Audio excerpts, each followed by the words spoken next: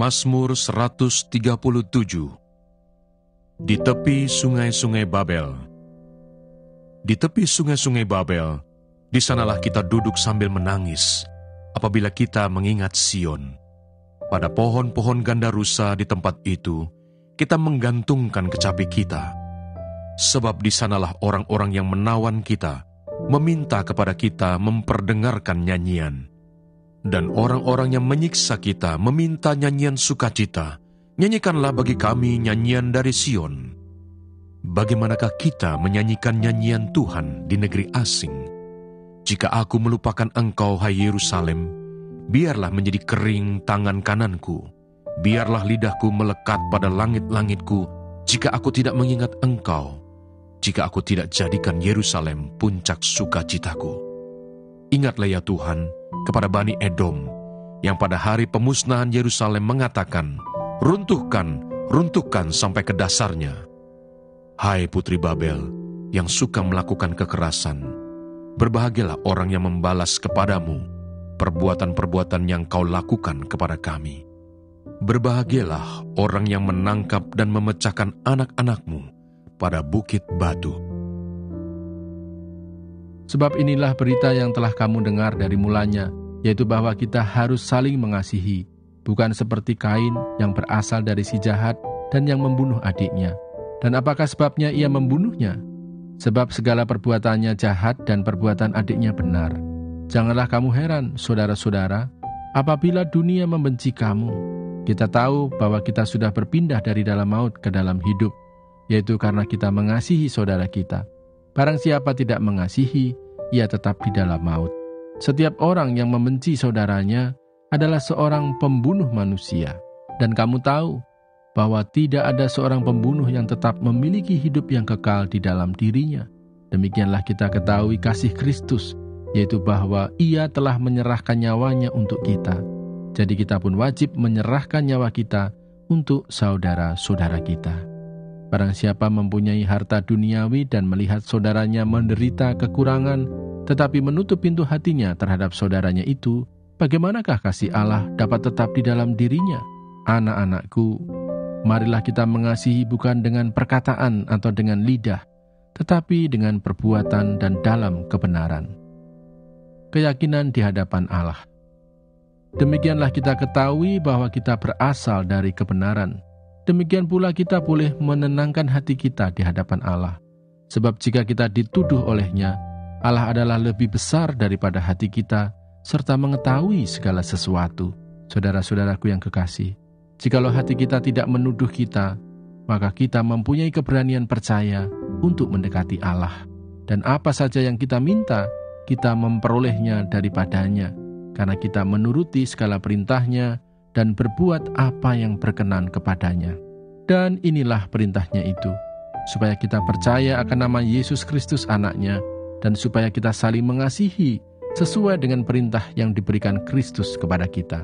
Barang siapa menuruti segala perintahnya, ia diam di dalam Allah, dan Allah di dalam dia. Dan demikianlah kita ketahui bahwa Allah ada di dalam kita, yaitu Roh yang telah Ia karuniakan kepada kita. 1 Yohanes pasal 4. Roh Allah dan roh anti-Kristus. Saudara-saudaraku yang kekasih, janganlah percaya akan setiap roh, tetapi ujilah roh-roh itu, apakah mereka berasal dari Allah. Sebab banyak nabi-nabi palsu yang telah muncul dan pergi ke seluruh dunia. Demikianlah kita mengenal roh Allah. Setiap roh yang mengaku bahwa Yesus Kristus telah datang sebagai manusia, berasal dari Allah. Dan setiap roh yang tidak mengaku Yesus tidak berasal dari Allah. Roh itu adalah roh anti-Kristus, dan tentang dia telah kamu dengar bahwa ia akan datang, dan sekarang ini ia sudah ada di dalam dunia. Kamu berasal dari Allah, anak-anakku, dan kamu telah mengalahkan nabi-nabi palsu itu, sebab roh yang ada di dalam kamu lebih besar daripada roh yang ada di dalam dunia. Mereka berasal dari dunia, sebab itu mereka berbicara tentang hal-hal duniawi dan dunia mendengarkan mereka. Kami berasal dari Allah. Barang siapa mengenal Allah, ia mendengarkan kami. Barang siapa tidak berasal dari Allah, ia tidak mendengarkan kami. Itulah tandanya roh kebenaran dan roh yang menyesatkan. Sementara aku berbicara dan berdoa dan mengaku dosaku dan dosa bangsaku bangsa Israel, dan menyampaikan ke hadapan Tuhan Allahku permohonanku bagi gunung kudus Allahku. Sementara aku berbicara dalam doa, terbanglah dengan cepat ke arahku Gabriel, dia yang telah kulihat dalam penglihatan yang dahulu itu, pada waktu persembahan kurban petang hari. Lalu ia mengajari aku dan berbicara dengan aku. Daniel, sekarang aku datang untuk memberi akal budi kepadamu untuk mengerti. Ketika engkau mulai menyampaikan permohonan, keluarlah suatu firman, maka aku datang untuk memberitahukannya kepadamu, sebab engkau sangat dikasihi. Jadi camkanlah firman itu dan perhatikanlah penglihatan itu.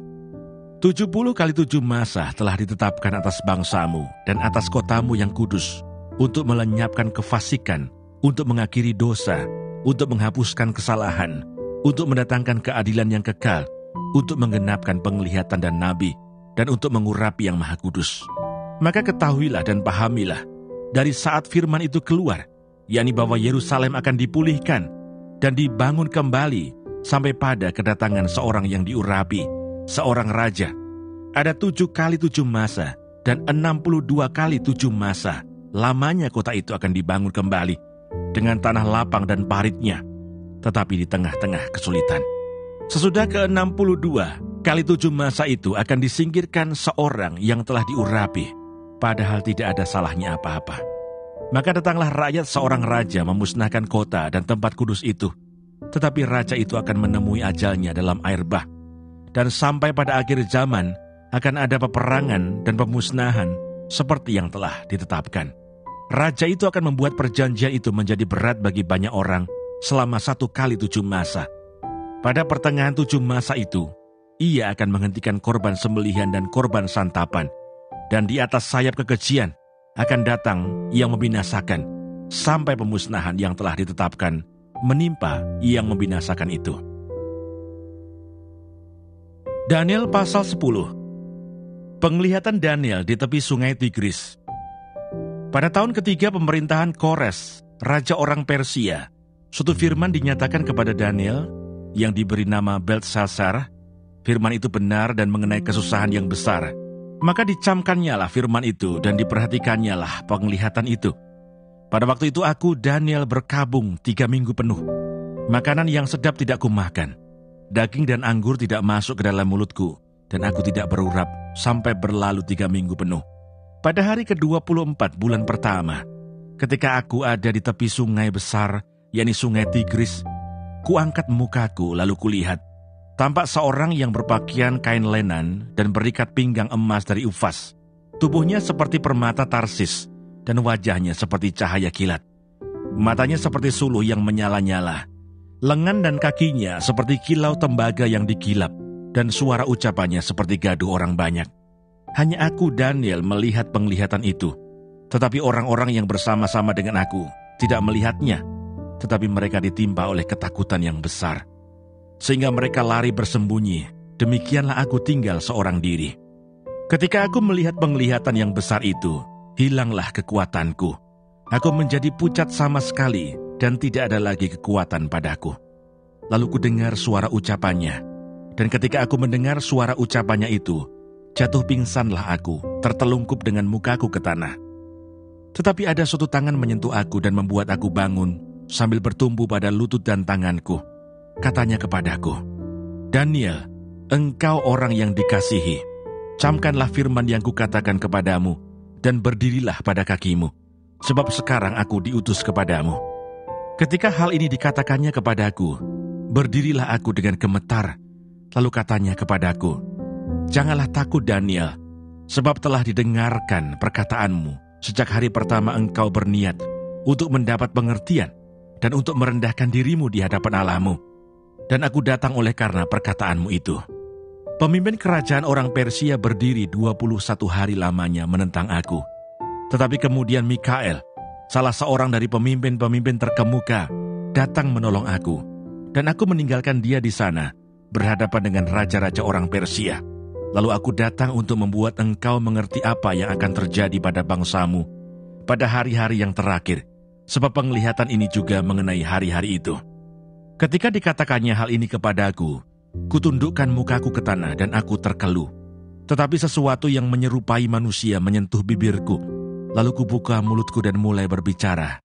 Kataku kepada yang berdiri di depanku itu, Tuanku, oleh sebab penglihatan itu aku ditimpa kesakitan, dan tidak ada lagi kekuatan padaku. Masakan aku hamba Tuanku ini dapat berbicara dengan Tuanku? Bukankah tidak ada lagi kekuatan padaku, dan tidak ada lagi nafas padaku? Lalu dia yang rupanya seperti manusia itu menyentuh aku pula, dan memberikan aku kekuatan dan berkata, Hai engkau yang dikasihi, janganlah takut, sejahteralah engkau, jadilah kuat. Ya, jadilah kuat. Sementara ia berbicara dengan aku merasa kuat lagi dan berkata, Berbicaralah kiranya Tuanku, sebab engkau telah memberikan aku kekuatan. Lalu katanya, Tahukah engkau mengapa aku datang kepadamu? Sebentar lagi aku kembali untuk berperang dengan pemimpin orang Persia. Dan sesudah aku selesai dengan dia, maka pemimpin orang Yunani akan datang. Namun demikian, aku akan memberitahukan kepadamu apa yang tercantum dalam kitab kebenaran. Tidak ada satupun yang berdiri di pihakku dengan tetap hati melawan mereka, kecuali Mikael, pemimpinmu itu.